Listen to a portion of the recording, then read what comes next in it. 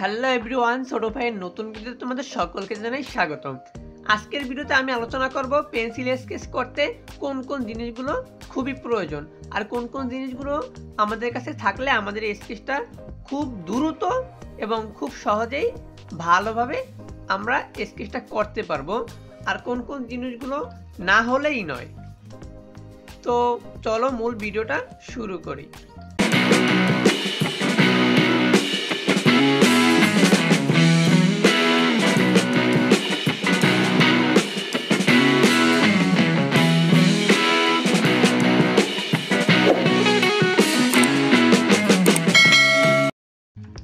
Pencil কয় ধরনের হয়ে থাকে?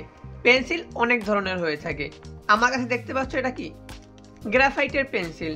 এগুলো দিয়ে কি হয়, তুমি যেটা দিয়ে দাগ দাও কালো দাগ পড়বে, কালো রেখা পড়বে।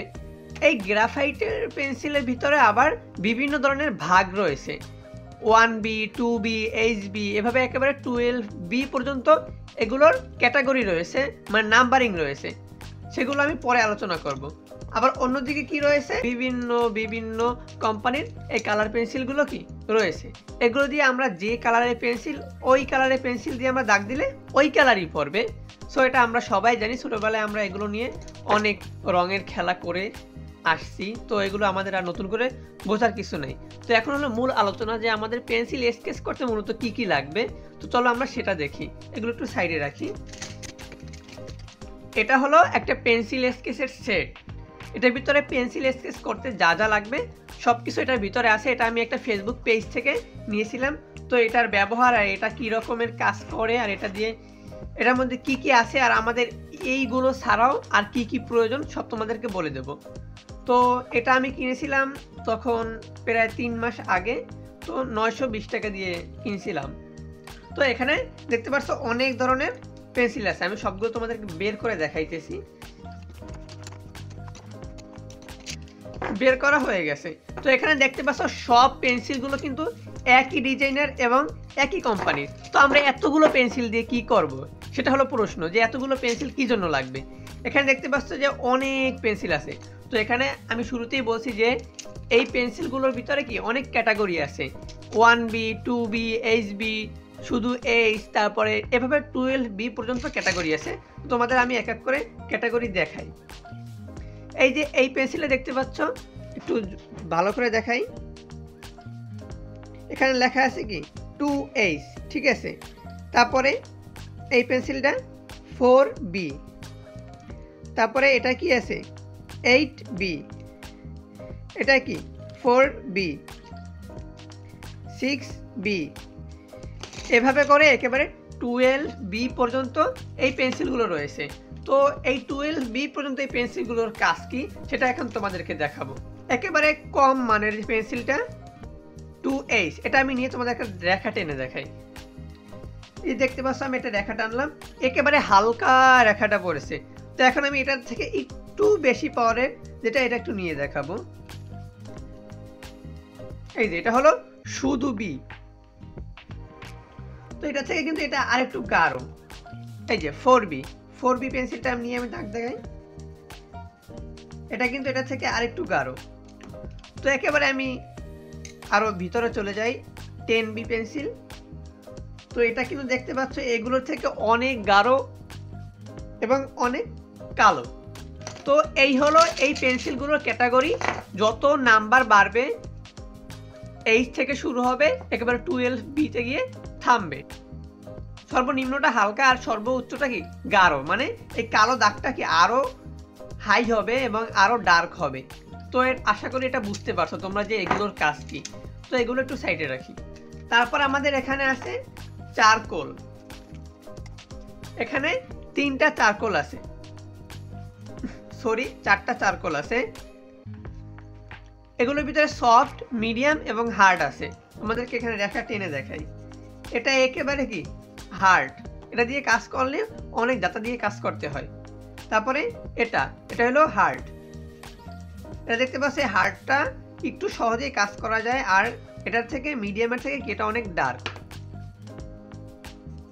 এভাবেই এটা আরেকটু ডার্ক। এটা কি এই সফটের থেকে একটু হার্ড।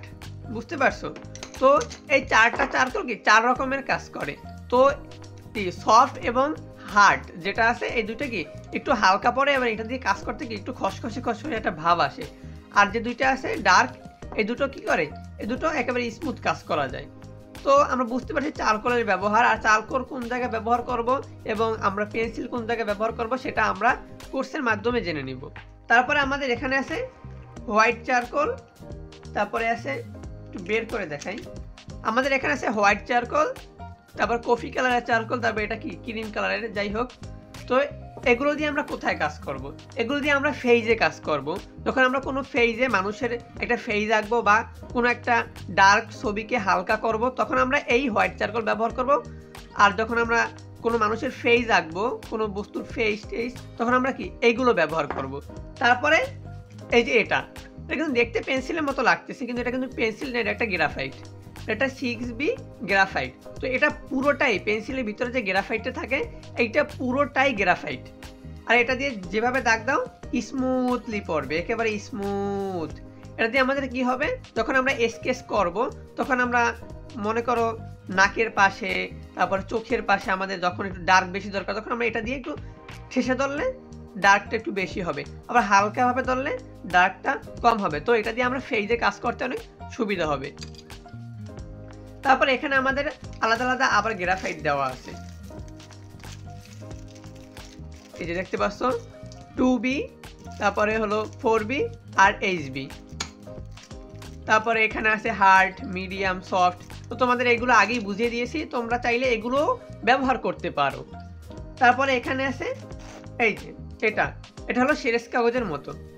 মনে করো এই যে পেন্সিলটা, আমাদের এই পেন্সিলটা একটু কি হয়ে গেছে, খসখসে হয়ে গেছে, তখন আমরা এটা দিয়ে ঘষা দিলে কি হবে, আমাদের পেন্সিলটা আবার সফট হয়ে যাবে। যে কোনো পেন্সিল ঘষার ক্ষেত্রে বা যে কোনো পেন্সিল সফট করার ক্ষেত্রে, স্মুথ করার ক্ষেত্রে এটা খুবই কাজে দেয়। তারপরে এখানে যেটা সব থেকে মজার বিষয় যেটা হলো এটা হলো সফট ইরেজার। এটা তুমি যে কোনো শেপের শেপ দিতে পারবে এটাকে।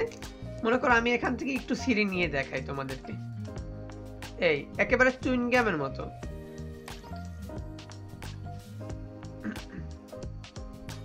আমরা মনে করো যখন চোখের মনির ভিতরে কাজ করতে হয় তখন আমাদের কি করতে হয়, একেবারে চিকুন একটা রাবার দরকার পড়ে, তখন আমরা এটাকে একেবারে চিকুন করে নিয়ে এখানে হালকাভাবে ঘষা দিলে কি হয়, লেখাটা উঠে যায়। এটা দিয়ে যে কোনো দাগ মুছার পরে কোনো বাড়তি কোনো ময়লা আসে না। আমরা রাবার দিয়ে মোছার সময় যখন মুছি তখন এই যে একটা ময়লা আসে, এই যে ময়লাটা আসে, কিন্তু এই সফট ইরেজার দিয়ে মোছার সময় এই ময়লাটা আসে না, শুধু রেখাটাই মুছে যায়, ময়লাটা আসে না, ময়লাটা এটার ভিতরেই থেকে যায়। তো এইটা কি আঁকার ক্ষেত্রে খুবই সুবিধা দেয়। তারপরে এখানে দুইটা ইরেজার আছে, তোমাদের কাছে অবশ্যই আছে। তারপরে হলো এই স্টিকের কাজ, এগুলো দিয়ে যে কোনো দাগকে, এখানে হালকা দাগ আছে, তারপরে এখানে গাঢ় দাগ আছে, এই দুইটা দাগকে আমরা মিশিয়ে দেওয়ার ক্ষেত্রে এটা ব্যবহার করতে পারি। এটা দিয়ে আমরা এখানে ব্লেন্ড করলে একেবারে ব্লেন্ড হয়ে মিক্স হয়ে যাবে, বোঝা যাবে না যে এটা এখানে শেষ হয়েছে আর ওটা ওখান থেকে শুরু হয়েছে, দুইটা একেবারে ব্লেন্ড হয়ে মিশে যাবে। তো এটা আমাদের কি খুবই কাজে দেয়। তো আমার এখানে 3টা আছে, এটা এই স্টিকগুলো 6টা হয়ে থাকে, মানে 6টা ক্যাটাগরির, চিকুন থেকে শুরু করে মোটা পর্যন্ত 6টা থাকে। তো আমার এখানে আছে 3টার বেশি দরকার হয় না। তারপর হলো এটা আমরা কখন ব্যবহার করব, এটা 2টা মাথা আছে, একটা মাথা একটু ফাঁকা কম, একটা মাথা একটু ফাঁকা বেশি। তো আমরা এখানে যে কোনো কিছু ইউজ করতে পারি। আমাদের রুলটা ছোট হয়ে গেল, পেন্সিলটা ছোট হয়ে গেল, তো আমরা এখানে এটাকে ঢুকিয়ে দিতে পারি, ঢুকিয়ে এবারে আটকিয়ে তারপরে আমরা এভাবে কাজ করতে পারি। কারণ পেন্সিল ছোট হয়ে গেলে আমরা কিন্তু ধরে আইট পাওয়া যায় না, এভাবে হাতের ভিতরে চলে আসে, তখন আমরা এটার ভিতরে লাগিয়ে নিয়ে তারপরে এভাবে সুন্দর কাজ করা যায় একেবারে ইজিলি। তো এটা খুবই একটা ভালো জিনিস। তারপর এটা হলো কাটার।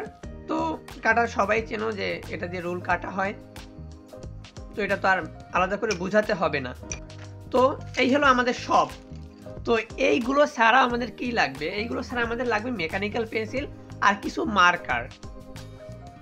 তো এগুলো তোমরা যে কোনো শপে গেলেই পেয়ে যাবে।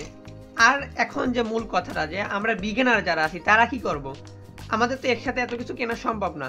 তো আমি তোমাদেরকে পরামর্শ দেবো যে পেন্সিল স্কেচ করার ক্ষেত্রে পেন্সিল এবং রাবার, একটা কাটার, একটা স্কেল হলেই যথেষ্ট। তুমি আর্ট পারো বা আর্টের বিষয়ে ধারণা আছে, যে কোনো স্কেচের কীভাবে করতে হয় তোমার ধারণা আছে, তা তুমি যে কোনো একটা পেন্সিল দিয়ে তুমি পুরো আর্টটা করে ফেলতে পারবে। একটা এইচবি পেন্সিল দিয়ে তুমি পুরো আর্ট করে ফেলতে পারবে, তোমার কোনো ঝামেলা হবে না, কোনো কোথাও বাঁচবে না।